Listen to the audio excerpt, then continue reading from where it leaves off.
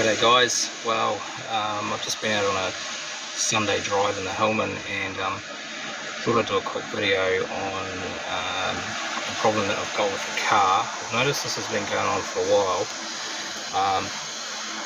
I've probably done about 40 kilometers today and did some open road driving as well. I noticed that coming over the expressway, which is open road speeds, the water temperature started to climb to the higher end of normal. So I pulled in and got some gas and then went to start the car again, and it started, but the water temperature just climbs. So I've just put some gas in the car and I'll just turn the key on and I'll show you what I'm talking about. It's not a hot day today either.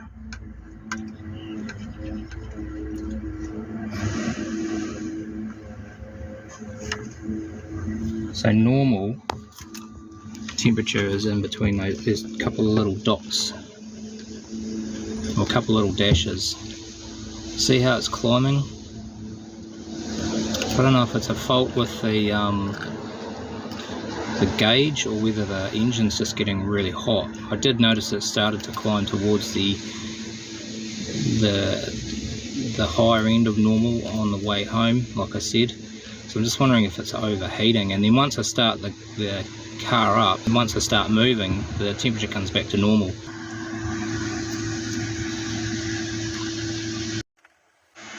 I have got a box of parts coming within the next 10 days, which includes a new water pump. So I'm going to replace the water pump because there is some play in the bearing, although it's not leaking.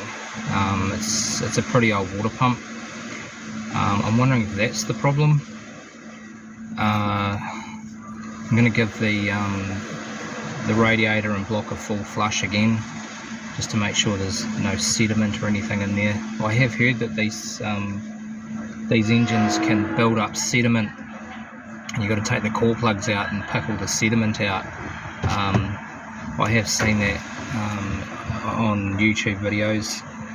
So yeah, we'll replace the water pump, we'll give the radiator a full flush and see if that improves things. I'm hoping it does. The other thing I will do is I'm going to get a timing gun and check the timing, just to make sure that the timing's okay, because I think these things engines can run hot if the timing's out. Okay, so just a quick update guys on what's going on with the Hillman. Next video will be an unboxing of the parts that I'm getting over from the UK, so we'll have a look at those. Thanks for watching, thanks for liking and sharing, thanks for subscribing, and we'll catch you in the next one.